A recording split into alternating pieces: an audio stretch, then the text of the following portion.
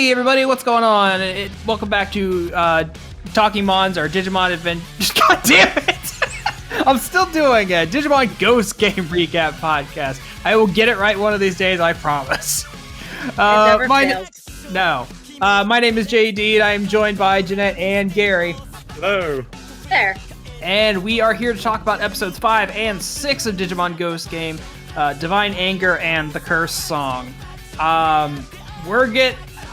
I'm just liking these spooky, dumb adventures that we've been on the last couple weeks. We're still like introducing characters, really kind of getting a handle on what these like hologram ghost Digimon are all about. But it's interesting. It's still been interesting and kind of engaging so far.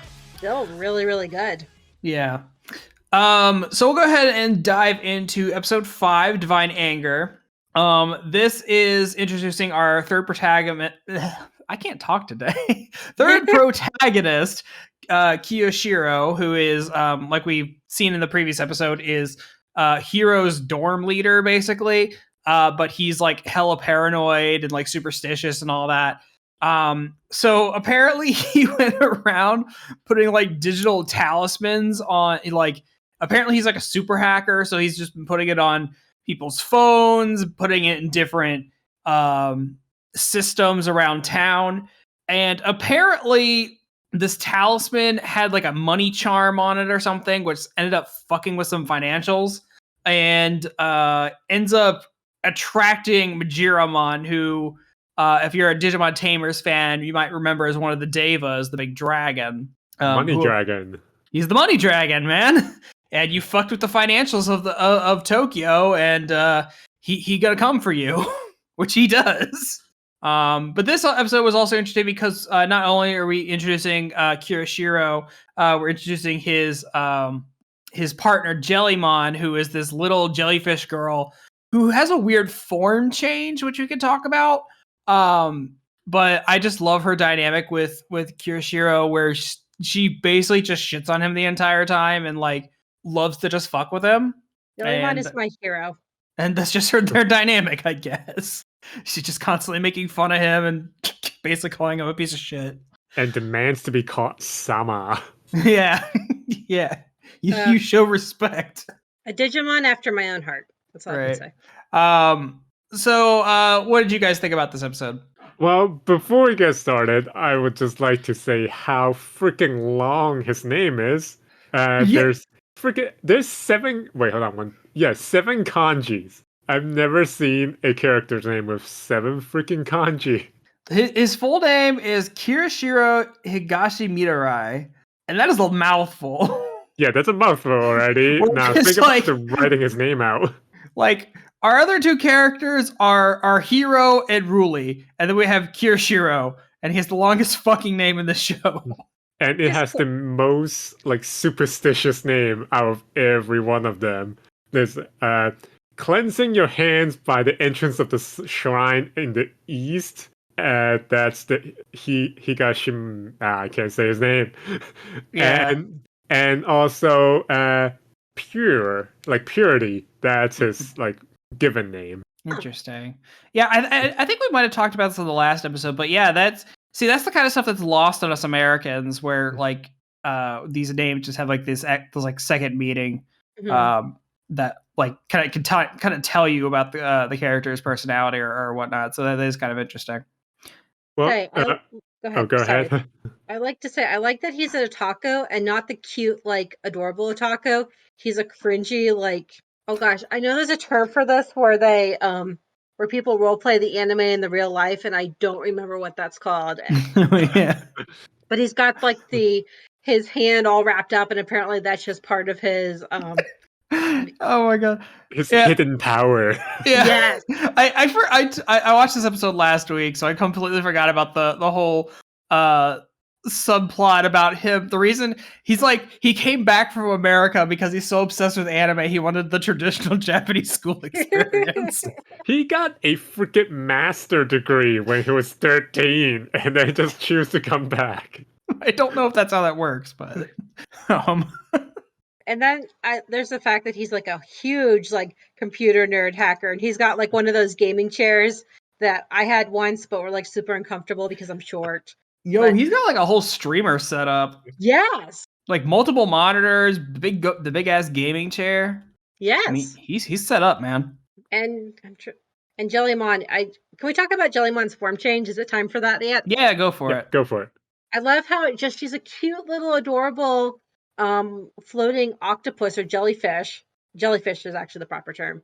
And then she turns into a cute little human looking jellyfish child, and it's amazing. It feels like kind of if Mimi was a Digimon. Oh yes.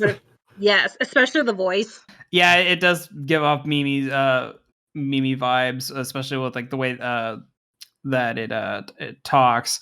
I'm gonna be honest, I don't know how I feel about it because I honestly thought when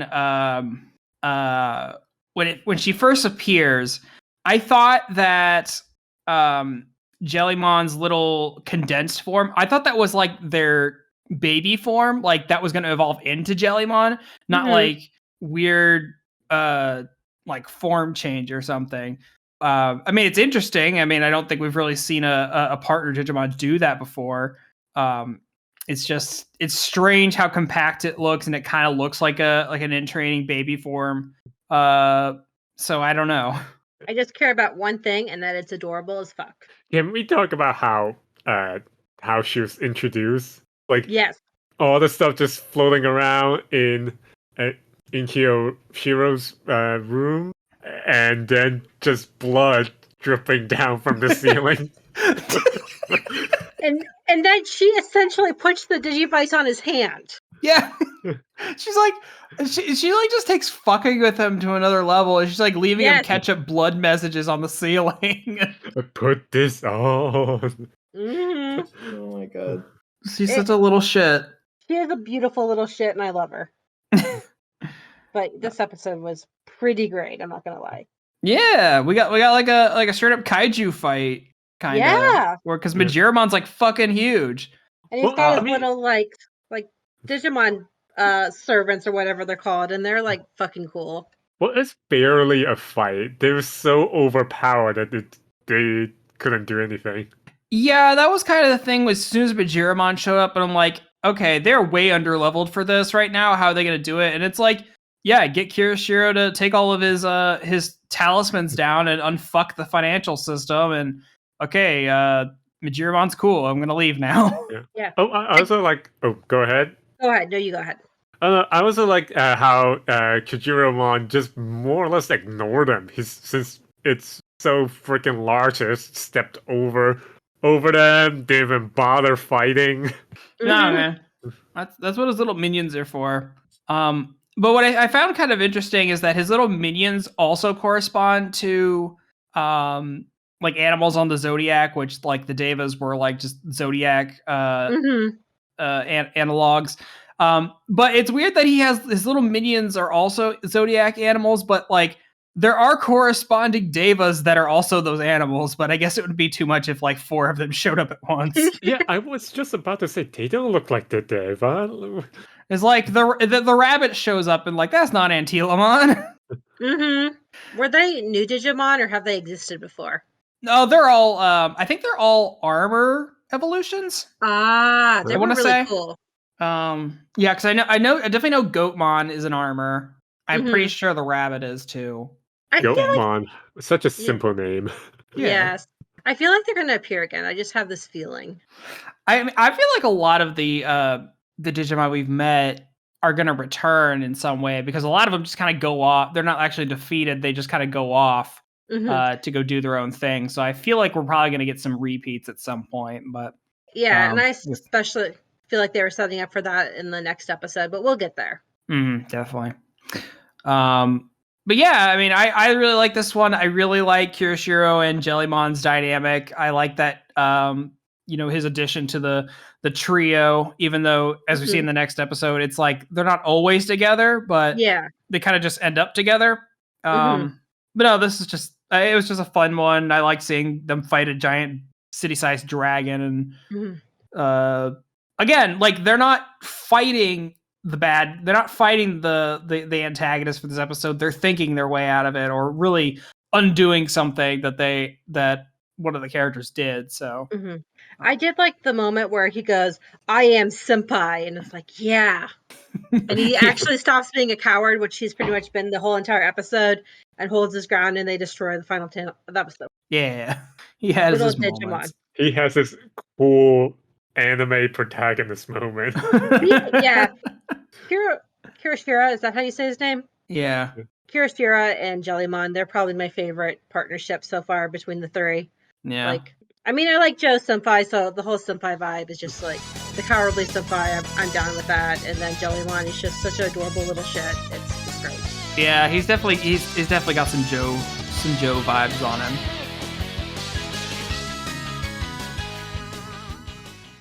Jeremy Snow here, owner and editor-in-chief of The Geekly Grind. I'm interrupting your awesome, regularly scheduled programming to ensure that you know about our Geekly Grind podcast network, of which this show is a treasured member of.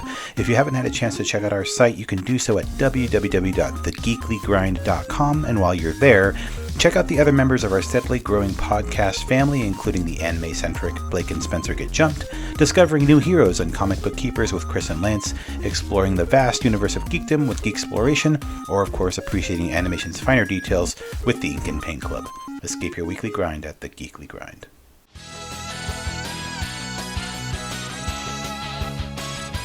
I think that'll take us into episode 6 of The Cursed Song. This entire episode takes place in a karaoke building, which is very interesting. So basically, it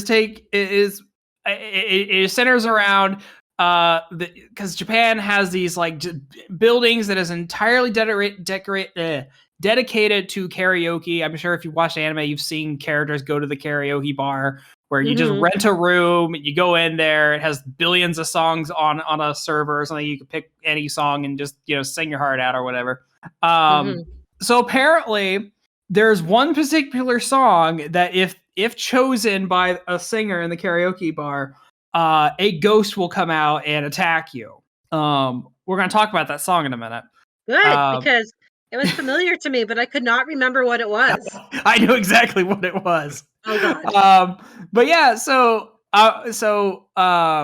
Ruli, being the social media paranormal influencer that she is, catches wind of this, and she has to go investigate because she wants to get pictures for her Instagram, taking Hiro along. So I guess the two of them are buds now. They go to investigate. They run into Kirshiro, who is there because Jellymon also wanted to go check it out and kind of dragged him along because you can't do much without him. Nope. And we find out that it's just like this apparently this Digimon diva who just wants to sing. Just mad that anytime they try to sing along with the humans that they run away screaming. I just think that's kind of a funny concept. Yes, they are a terrible singer. That should be that Sirenmon is a terrible singer. Like that's part of the problem. Yeah. And hey, the day is saved by terrible singing. Oh my gosh, that was some terrible singing. Yeah. So yeah, it's really funny and a nice callback. The song they keep repeating through this entire episode because it's the first ending to Digimon Adventure 2020. Oh, I was wondering if that's what it was. Because I'll be honest, I did think it was the ending to this show originally because I know it's an ending song to one of the Digimon. It's I thought it was Ghost Games, and then I looked it up after the episode because it got to the credits and it wasn't the song. I'm like, wait a second. So I started cycling through Adventure 2020's endings. I'm like, oh, there we go. It's the first angsty one that's centered around Matt. But yeah, I just thought it was a funny callback that we're just calling back to the previous show because we need a karaoke song. I also like the callback to the third season with the beginning of the episode with the Fox Digimon. That was what Rory's Digimon into. So that's interesting on 2 points. I like that so Hiro and Ruli go off to investigate this apparently ghost at a shrine. And that's just a cold open, basically. It has nothing to do with anything. They're just going to do it. They come upon this shrine that has an offering on it. I like that they have to explain what an offering is to Gamamon, who has his toddler-like understanding of the world. But yeah, then it's not Cubimon, it's its weird purple recolor variant, Yokomon. And yeah, it just appears sitting on top of the shrine, just hanging out. I love how purple recolors are just a thing for Digimon. Yeah, it's like the dark version, like how Patamon has a dark purple recolor. But yeah, it's interesting because this whole scene has nothing to do with anything or has no bearing on the plot of the episode. It's just, we heard rumor about this ghost hanging out at this thing. We're gonna go check it out real quick. And I like that Hiro wants to ask questions of it, and it just pieces out because it's nap time. It's nap. Hey, they've got their priorities straight. It's fucking nap time. Go away, humans. It's like, I have questions. It's my nap time, and then just turns around and leaves. Yes. I feel like we just move on. Sorry, Gary. Go ahead. I feel like that with the Zodiacs / Deva from the previous episode, and now Yokomon from this episode, they're all really mythical rather than randomly imagined Digimon. I feel like there's going to be some sort of storyline in the future that involve the more mythical and supernatural stuff rather than just random happenstance of urban legends or haunted ghost stuff. And I think it could be an interesting mix that they do for this show, where it's a mix of urban legends, scary stories, but also delving kind of into folklore. Like how we did with Majiramon last episode. So I can see them doing both, honestly, and running both lines, and I think it would work just fine. It's definitely got the feel of the thing that's very common in Japan, with everything having a spirit personality. It's like everything has a spirit personality in this. It's just a Digimon or hologram. Right. Yeah. Yeah, and I can totally buy that.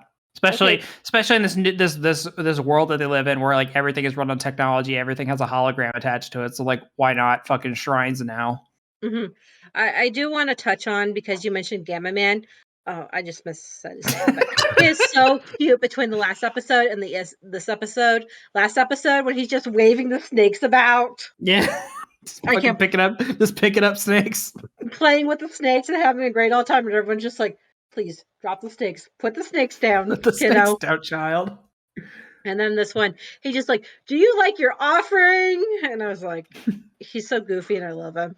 I mean, I think Gamamon hits his peak cuteness at the end of the episode, where he's just singing and then turns back to Ruli and asks him if he's any good, and he's like, I don't know how to answer that. He's like, oh, okay. At least he's better than his partner. That's all I can say. Oh my god. Gary, I don't know if we've asked you how you felt about this one. Oh, I just love how it's you're just leading onto the singing part. It's just how Hiro's terrible singing saved the day. Oh my god. It's so funny because they're having such a hard time fighting Sirenmon, who is the bad person, which is so weird. I can't take Sirenmon seriously as a scary threat, because I have the card of Sirenmon, and it's this fat little bird person thing, and it's so delightful, and I'm like, I can't take you as scary or threatening. It looks like a cartoon mascot for a product or something. Which, I mean, obviously, when Sirenmon starts flying through the city, there's people around wait, is that is that a hologram? Yeah, it's probably advertising a new movie or something.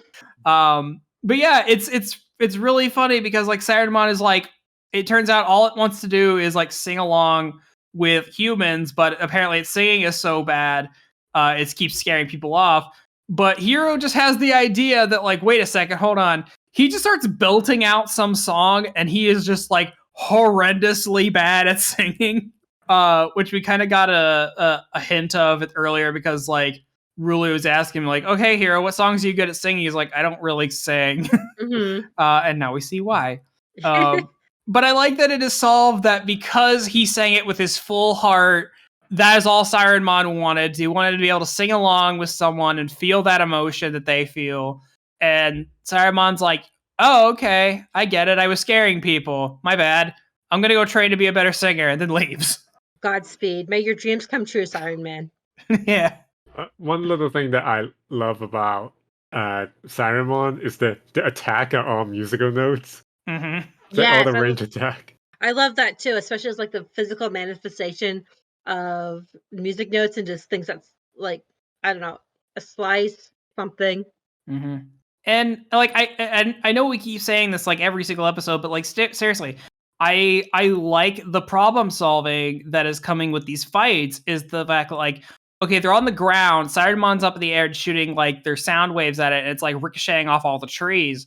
And then Hero has the idea of like, hey, Angoramon, take Gamamon, get him above the trees because Cybermon's kind of useless if there's nothing to ricochet sound off of. Mhm. So you take them up in the sky where there's nothing out there, they're pretty much useless. Can we talk about how awesome it was, Bunny Man just being a helicopter and flying? Yeah, man. Yeah. Well, I think it's hilarious that Gamamon's evolution is not even as tall as Angora. Yes. Angoromon can just pick him up and carry him around. Yeah, just letting him shoot while it's Yeah. flying around. Shoot fire off fly. Yeah. Got this. And Ignoramind has got like quite the maneuverability in the sky. He doesn't look like he should, but Yeah, he's just got like the weird like Sonic from Tails from Sonic helicopter. Well, his are ears, but whatever, Yeah. it's same concept. But yeah, it's like it's interesting seeing like his maneuverability when you think he's like this big bulky guy, but he's actually pretty like pretty quick in the air. Mhm. But to go back to the problem solving, I really do like it a lot. It's definitely a breath of fresh air. Now, the 2020 series had some of that, but so much of it was just like power levels compared to actual problem solving. Right. And like I think that comes more in the earlier episodes when the partners are so underleveled and we're trying Mhm. and you're trying to get over this. But I think the whole problem solving comes with just the concept of this show where it's these spirits and it's a mystery. So like we keep joking, it's a Scooby-Doo thing where it's like you kind of have to think your way through this. You can't force your way through this. Yeah. So is Gamamon Scooby? I mean, Well, I mean, with that kind of appetite, yeah. I don't know. He's just a goofy little child, and I love him. And it's like that meme. I've had Gamamon for 2 minutes, and I would murder any one of you to protect him. He is actually one of my favorite main character like Digimon so far. I just pretty much. I feel a small warmness in my black heart every time he makes a weird squeak when he goes ah. Yeah. I mean, it's like actual children annoying. Gamamon amazing. He's a tiny little dinosaur man, and he has little bat wings on his back, and he can fly around. And he was so brave in this episode. He got pissed off, and he took that ultimate Digimon on straight on. Dude, Gamamon doesn't give any shit. Like when he gets like in his weird little anger state where he's basically yelling at Hero to let him evolve. Yes. Like he just doesn't care. He's like he's gonna go fight this thing. Also, I think that talking about that, the series kind of hinted there's something very special with Gamamon. Like Ignoramon was kind of talking about at the end, like is it better to know or not know or whatever Well, this. yeah. And I think there's gonna be an added mystery of like how Digivolution works because we kind of got a hint of this last episode where Angoramon was kind of confused by the fact that Gamamon could evolve just in general because he's saying like, well, hey, in the digital world, like evolution takes a while. Like it really comes with like practice and time. And you can just go back and forth. Right. It's like once you evolve, like that's it. So it's an interesting dynamic. And I think it's interesting for them to kind of explore it that way as like seeing like partner evolution versus natural evolution and like seeing how that works. I think these beginning episodes, they're really fun. I like the little stories, but I do think there's a lot of setup going on as well. That's going to come and play later. Well, is there anything else you guys want to mention before we wrap up today? Oh, I want to touch on the names of the other characters really quick since we talked about it earlier. Sure. So Rury's family name, Tsugiyono, means the moon, like moon night fields. That's the literal translation. But since her partner Digimon is a bunny, and there's a bunny that lives on the moon in mythology, so that's like kind of her thing. I can see that, yeah. and her Cool. and her given name means lapis lazuli, which I personally don't know anything about in reference to the moon rabbit, but that's some sort of allusion to it in Japanese. That's so cool. And Hero's name literally just means space, like outer space. His family name Amanokawa is Milky Way. The river in the sky. That's the literal translation. And his father's given name is Hokoto, which is the Big Dipper. So that's kind of like his family's theme. He's the Little Dipper. Aww. So definitely like some mythical stuff going on with the names then too. Yeah. So I'm calling it now. One of Gamomon's evolutions is going to be a spaceman. Better be. I just want like Gamamon, like a big Gamamon. He has a fucking astronaut suit on or something. Oh my gosh. Space Dino. Yeah, space dino. Dinosaurs in space. That's the best combo. Yeah. Well, everybody, I think that about wraps it up for this week. Thank you all for listening. I hope you guys are enjoying this show as well as Digimon Ghost Game as much as we are. We've only gone over 6 episodes so far, and I gotta say it is becoming one of my favorite seasons of Digimon so far. That may change if they can't hold up the atmosphere, the pacing, and all that. But they've been holding steady so far, and I'm really down for this. So I'm enjoying myself, and I'm always excited to see what the next week has in store. Yes. Yeah. All right, guys. Thanks all for listening. Stay safe out there. I hope you all have all good Thanksgiving to our American listeners. And we will catch you all again next time to talk about more Digimon. Bye. See you later, alligator.